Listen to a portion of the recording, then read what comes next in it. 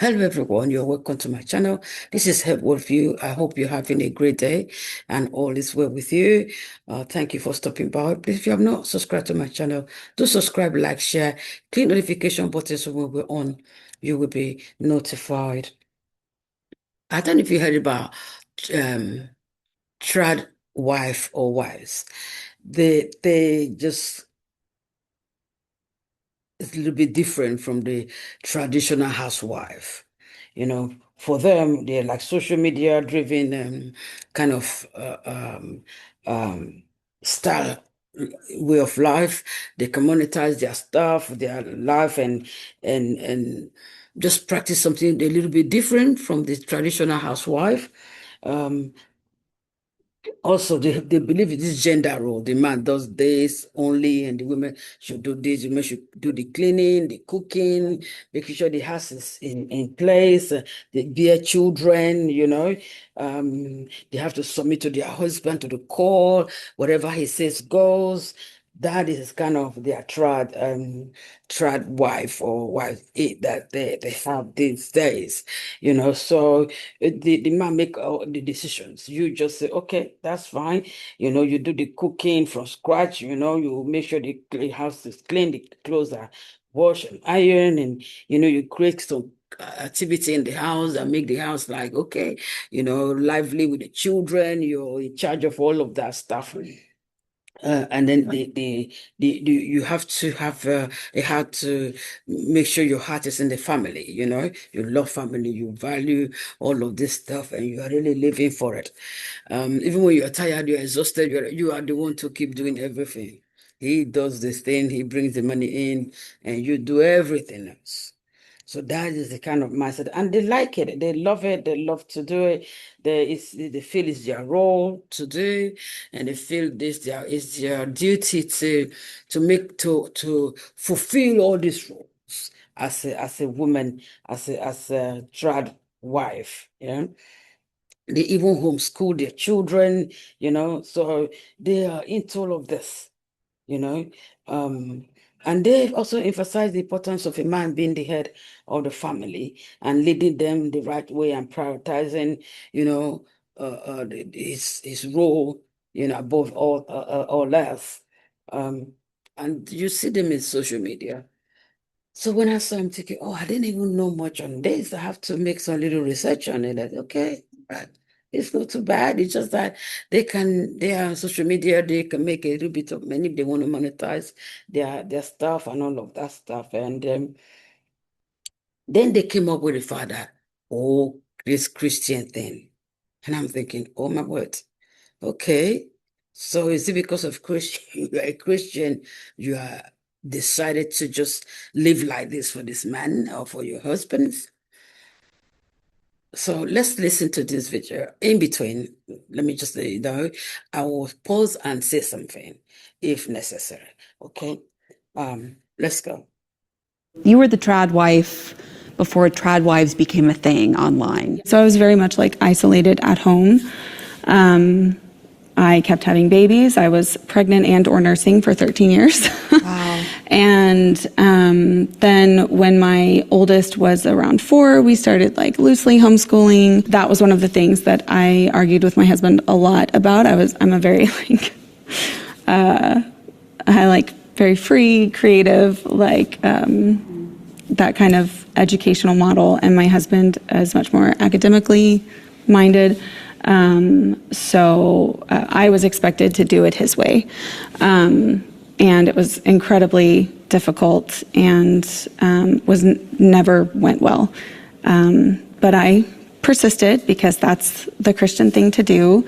I would also say that a lot of these things the system teaches you to moralize everything. Everything that you do is life or death, all the decisions that you make. So like healthcare are you going to vaccinate your kids, which we were anti-vax and we're not anymore. That's a life or death decision because your children could be permanently harmed from vaccines. So you better make the right decision. And so everything is high stakes in that way. And as someone who is like trying to be a good person, trying to follow God, trying to be a good Christian, that was one of the reasons that I was so bought in because I want to be a good wife. I want to be a good support person for my husband. I want to serve God well by being a good wife, and that is how I serve God.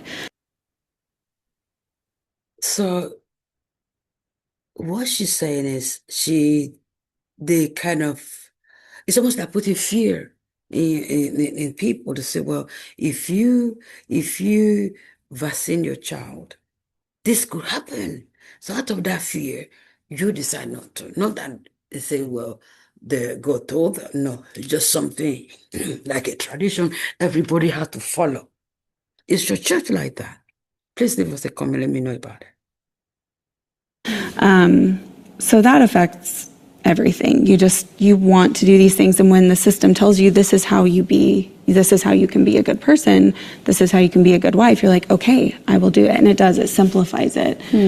But it must be so stressful to every day think these decisions I'm making are life or death, and such high stakes, and God is judging me, and am I being pure enough? And you're literally so in your head the whole time, making sure that you're right, and there's so many rules to do, and the standard is so high, you're constantly working, that you're literally too busy to have thoughts outside of just keeping up with your life, with your obedience. You're literally performing obedience so much every day, there isn't room for you to start to be like, oh, and reflect, and, did that feel right? Did that have a good outcome? Was that even effective, Now you're deconstructing from that life. Absolutely, yeah. Now my husband jokes that he's the trad wife. My family was a small family, actually. We had 5 kids. That's considered small, 5 kids. That's very small. I had friends and connections throughout, all of conservative evangelicalism, not any one group. And oh my goodness, everybody had 8 to 12 kids at least. There's the occasional family that they could only have 2 kids, and so they did. But almost everybody was 8 to 12 kids or more. More was not uncommon either. So my options with the Reformed groups were maybe become a midwife, but get married to a guy who's 8 years older than you, have a bunch of children, live at home forever and ever. And I love education. I love learning. I love science especially. And I really grabbed onto that in our homeschool group. That was my thing. That was what I enjoyed. Science, chemistry especially. And my best friend's family started going, you can go to college. You can learn more. You didn't think you would have that option, going to college? No. Going on. Really? College wasn't an option, no. You were just to get married. So silly. Get married and then just become a trad wife. Exactly, yeah. And have as many kids as possible. Yeah, and that was not my favorite option. But what the more charismatic groups were kind of pulling me in for was more of a Christian nationalist leader type. Because women could actually be leadership in Christian nationalism if you were the right strain. And that was better. That was a better option. So I went to the college that essentially that family picked out for me.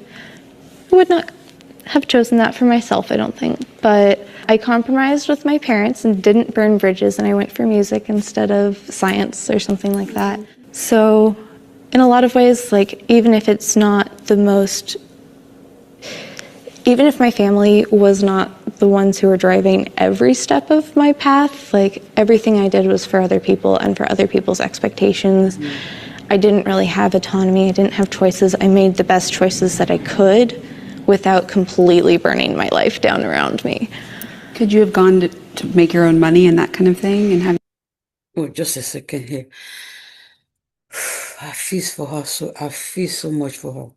It's like there's some regret in her that she wish she had gone to college, choose the subject she loved today. Maybe she would have been one of the best scientists we have today. Nobody knows, God. There are people who have to choose for her, make a decision, all because of the environment that believes that a woman should either be a teacher or a musician. or do music to teach in church, to be in the church and do it in their church. It shouldn't be so. It shouldn't be so. I mean, some people say, well, people only have 2 children, 3 children. They're not having babies. These people say they're having 8, 13 or more. That's the group she belonged to. But, she's living with some regrets, and I hope she can make it right if opportunity come her way. That was a constant fight. I didn't. Did they believe that girls and women shouldn't work outside the home, basically? Yeah. It was not super even heard of. Like, you can teach music, you can become a midwife. Those are kind of your options if you're a woman. You can't go out and do much else. I'm curious how you were treated differently from like how your brothers were treated versus you. So I actually had probably the best. Sorry, but I think I said teaching. It actually was midwife, being a midwife and do and music. That was the option they had, nothing else. And then be the housewife, being the tried wife that take care of everything else and have babies.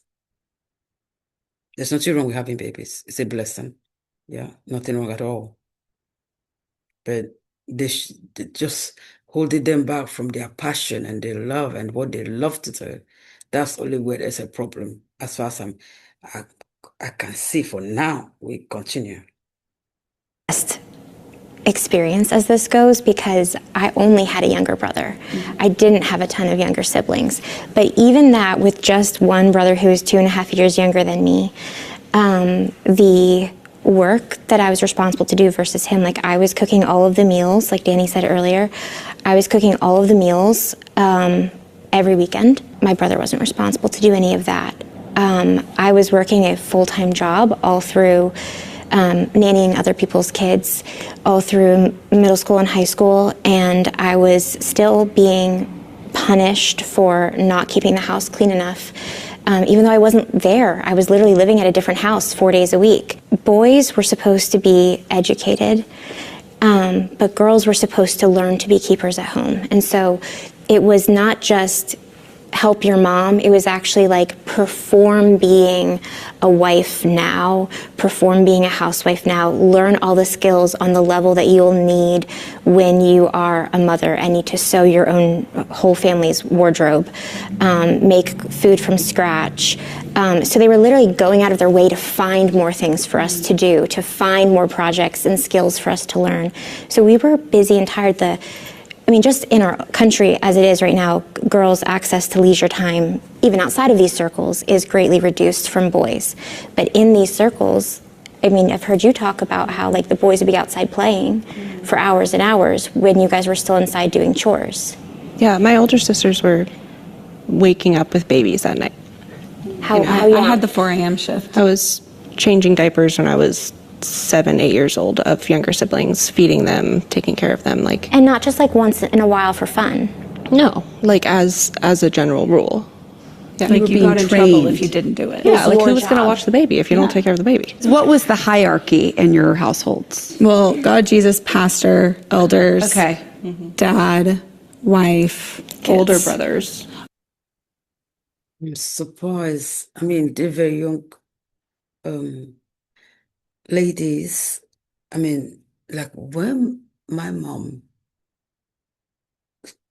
was younger, she wanted to go to school, but because she has a brother, and then she was told, one of you have to choose. Moreover, you are a lady, you're going to be married and move on, but your brother need to be able to provide for the family. That was in her time. Provide for his family and take care of them and everything.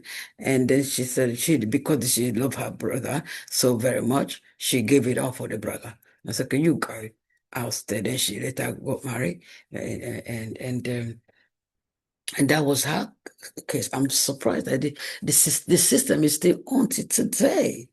That's something. That's something in some quarters or in some countries still the same. Not even in the US. That's you wouldn't even think that happens, because of what you see on television and all of that. And caring for a child, yes, sometimes you find yourself in that position where you have to look after. If you live with your sister, I find myself, you find yourself in that place where you have to look after the child. Although you yourself, you're a teenager, you look after the little children and care for them, or after the baby and care for the baby. Day and night is on you, because they feel, well, you're a teenager, you should be able to do it. I don't know if you have experienced that. If you have, please leave us a comment. Oh yeah, older brothers. Older brothers It's go true. before the Yeah, there was girls. sibling hierarchy as well. So, like the older siblings could discipline, aka spank the younger kids. The siblings could punish each other. It's like corporal Yeah, punishment. we were told to. I mean, as the oldest kid, I was told to. Like, that's how I was told to handle things. I was the black sheep. I wasn't You allowed. have 10, 12, 14 children. You can't possibly keep track of all of them. And so you have to enlist your older children to look out for their younger siblings. It's very isolated. And so your entire community, your entire world is the church. You are homeschooled almost exclusively. And so there's no other basis. It's all within the church. If you have extracurriculars, you're being taught piano by someone in the church. You're being taught another language by someone in the church. It's just very insulated. So if you leave everything. You leave everything that you've ever known. And it really does come down to like a focus on purity. It's just everybody's purity is a little different. But like you have to it's not just within the sexual context that like we usually would say purity culture around, but it's also within it's within the books that you're reading and the types of Christians you're associating with and the music you're listening to. You have to be pure in all of it. Definitely a direct demonization of intuition and your feelings. So you're just like walking through life, following what you're being told to do when it doesn't feel right. And I think that the impact of that on maybe especially women and our bodies, the way that so many of our bodies have broken down and there's so much chronic illness, has to be part of that, because you are required to ignore your natural instincts. How many of us disciplined our children in a way that felt wrong? And we knew that it felt wrong and it went against our intuition. And we did it anyway because we were required to do it to fit in. That's like one example of like a grief that you just ignored for the sake of doing what you were told to do. What made you finally leave? I had a daughter. I found out I was pregnant with a daughter, and I immediately knew that what hadn't been safe for me for 30 years, but I had ignored and hadn't been important enough, I suddenly realized how important it was for her. And I didn't want her to grow up in that environment and in that church because it's not safe. They have a really good way of making it. She had a reason, a serious concern for her unborn child. That was a way out for her. That was heavy enough in her heart to make that decision, which was good for her, which was very good for her. Like she said earlier, once you're in that kind of a cocoon, you're afraid to go out. You're afraid to go to the unknown. You're afraid because you don't want to disobey God. You don't want to offend God. You don't want to do something that God doesn't like. You find yourself in that place. Maybe one day I'll tell my story. It's amazing in the sense that you know the Lord Jesus, but here you are in a situation you want to please God. But some of the things that I've been taught with what is right and wrong is more of the rule of man, just tradition that everybody has to follow. It sounds like really nice, like the the owner of the home. She has these children. She gets to, like, what a privilege, because it is a privilege to be a mother, right? We all agree with that. To stay at home. Yeah. And it's a privilege to get to stay at home, and it's a privilege to homeschool if that's It's a privilege to bake sourdough. But it's not a privilege if you're forced to do it, and it's not a privilege if you don't get to make decisions about your children without your husband vetoing it. It's not a privilege if you don't have a choice. It's a privilege if you have a choice and you've chosen to do that. I mean, you have a very strong presence and a strong voice. Were you ever told to change it? Not my voice, but just about everything else about me. Yeah. You were told to change. Yeah, like, definitely. And a lot of that, like the voice regulation, it's implicit. They don't say that necessarily. There's classes. Well, But you get in trouble praise for having an attitude. Fix your attitude, fix your attitude, fix your attitude until you get your voice there. It's fawning. Yeah. And it's also, you're always masking. It is literally a mask you put on, and you live it every moment of your life. And so the voices you have today, are these your normal voices, or is this from what you've just been conditioned to have? I get DMs every time I go back and forth between the voices, because sometimes if I'm thinking of trying to appeal to people who are still in the cult, the voice comes right back. And what's the voice?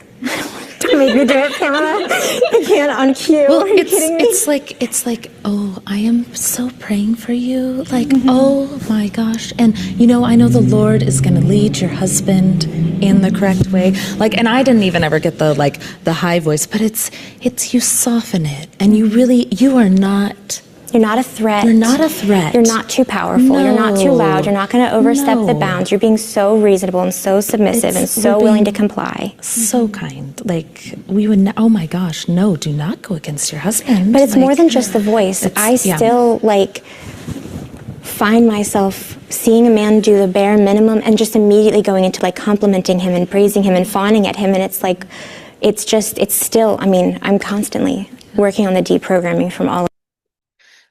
Where's this they kind of said about being quiet, how they have to speak softly, they have to speak with such a tone of voice that is not threatening, that is not aggressive, that is not like as if you're trying to control, domineering, all of that. They have to speak in a way where you have to be so, like, you're subdued. They have two voice, if I could put it that way. There's two ways they speak. One very soft, then that very soft is what they have to use when everybody's there, when they're in the church, when they're in their fellowship, when they're with the church members, they have that voice. Then when they're somewhere else, they can use the other voice that the church don't like or the group don't like because they feel threatened by it. Which make that person more like a hypocrite, isn't it? What do you think? You feel like you're a hypocrite because you're trying to please them, but that's not really who you are. So you put up who you're not. And that's exactly what this is. You put up who you're not. And that's hypocrisy. So yes, you're teaching them to please God, to know God, but at the same time, you're teaching them to be hypocrites. Maybe, I don't know, not to the church or to the group or to the the teachers of the church or whatever, they unknowing it to them or will be known to them. I don't know which is which, only God knows. But they're teaching them to be hypocrite. Talk softly. So they have the two voice. When they are not there, they be talking the way they want to speak. That is something else. That's something else. We have to be careful how we teach others, especially if you go to a church like this and you're out of it, then you know how to also deal with it when you say it, and to live authentic as much as, but to be authentic, especially to God, be authentic, Of that, because it just makes me feel safer when I put the man in front of me who's big and scary at ease and make sure he knows I'm not a threat. Have you ever spoken out about your experiences before in this capacity? Not like this. No. Not on this level. There aren't a lot of opportunities to speak out, especially on this level. So Really? yeah. Wow. Have you been wanting to speak out for a while? I mean, yes, but also there's a lot that goes into speaking out. So Yeah. It's like the desire's there, but it costs a lot. Tell us more about that, the cost and the courage it takes to come and talk about this today. I mean, I think when you've grown up in it and then live in it and it has so negatively affected your life, when you get out of it, it's something that you want to share with people because you know there are so many people still in it that are still suffering and struggling under the weight of the control and everything. So when you have an opportunity to speak out, it's very valuable, and we care so much there's so much empathy for the people who are still in it because you know they're in a bubble, they don't really know anything else. So then being able to make a dent in that bubble is really valuable, but a lot of people don't understand and they feel attacked if you say anything negative about the group or about certain theologies or beliefs about the Bible. And so you can make a lot of people upset very easily. I think a lot of our viewers would be curious. I mean, how many of you are still Christians? Do you still consider yourself Christian? You do? You do? Katie, no? Yes, but I feel like other people are starting to question it, I think Exactly. in some ways I feel like deconstructing was the only thing that got me back there, but that's... I would certainly say that some people would think that none of us are Christians. Mm-hmm. And that's the thing is when people ask me if I'm a Christian, I don't know how to answer because I don't know what people mean by that anymore. Yeah. And in a way I am, but in a way I'm absolutely not. Because if you think that's Christianity, if you think empathy is a sin, and that's your Christianity, that's not my Christianity. Ikubura na guado kapayena sukredola akaposonota ikurobrode kerina kamakute shebrote kakurobosuna abadena igabura sateya makudo leboswa gazude le makurugode azubre gado makurobo ikado kopela matora zuprete karuna gwabena igozure boyando kasupela zubrate ekoromoshata librozonde Teshaba ozubreka akuruma yande makurubo yande shepeto ne makura bayande ekatina na azubreta ekorima yando agabeta lima shata librunde kasuro bosoto lima yande in the name ekushep ya azude ebushat inatoya be ishekrotoro moshata librunde makotola zubrede in the name of the Lord Jesus. This is so amazing, so amazing, and it's an amazing story of these brave women who had just come out to share their heart. Their churches where I got born again, gave my life, became a follower of Christ. When you leave the church, they think you backslidden. Or if you start wearing jewelry, because it was a church where you don't wear jewelry, you don't wear pants, you don't do your hair, all of that stuff. When you leave, they just think, okay, she's gone, she's backslidden. So I could imagine how they feeling, how they will be sin because all their life they've told them this is how to please God. Now they've left. Say, oh wow, you've left Jesus, you've left God. So they are in the process of, like she just said, detoxing or going through detox to just cleanse out the wrong thing about them and God and Jesus and relationship with Jesus. So the relationship is nothing to do with so many things that is added to it. So now they don't know whether they're Christian, whether they're not Christian, whether this is to do. I just know that God is going to take them through it and take out the word is not on here of Him, So what do you think about all that they've been through? Have you been through it yourself? If you have a story you want to share with us, please do not hesitate to reach out. We would like to hear your story. So I want to say thank you so much for taking your time to listen to this to the end, and please subscribe, like, share, click notification button so when we're on, you will be notified. This video, when I saw it, I feel like, wow, I need to share. It's educational purpose only, So do please share so that others can be educated.